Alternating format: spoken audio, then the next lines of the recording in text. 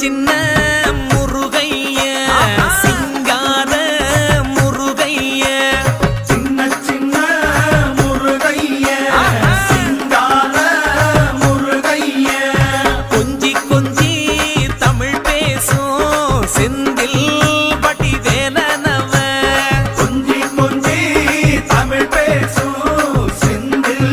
வடிவேலனவ சின்ன சின்ன முருகைய சிங்கார முருகைய